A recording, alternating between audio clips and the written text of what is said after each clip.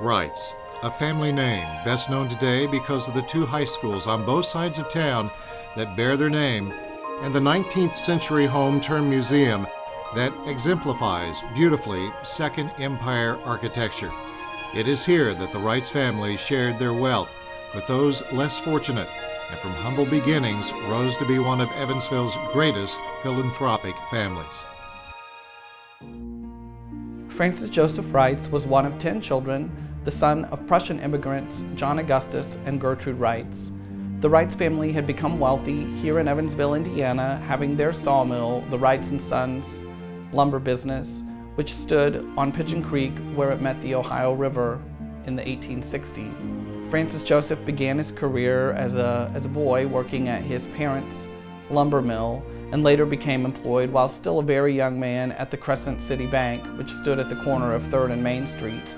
He continued his career there and became the president of the bank, retiring in 1924. At that time, the family had become very wealthy.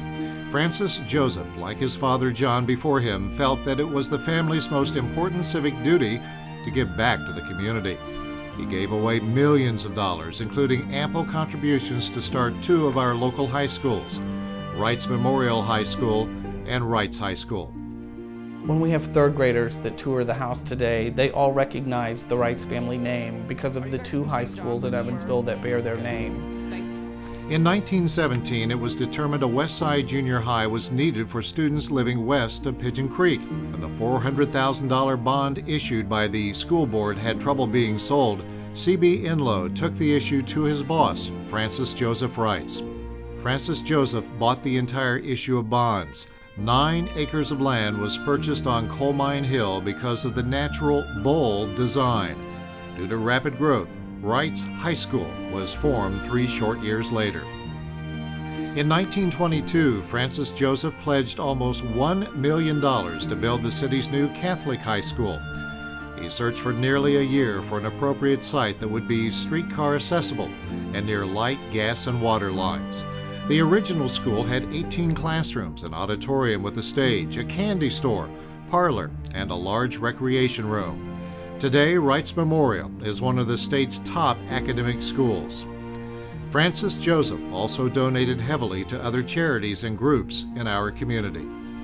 St. Vincent's Orphanage in Vincennes was established with a $700,000 gift from Francis Joseph, certainly a staggering amount of money at that time. The Little Sisters of the Poor was established in 1887 with a gift from Francis Joseph's father, John Augustus, and he also remembered the Little Sisters very generously.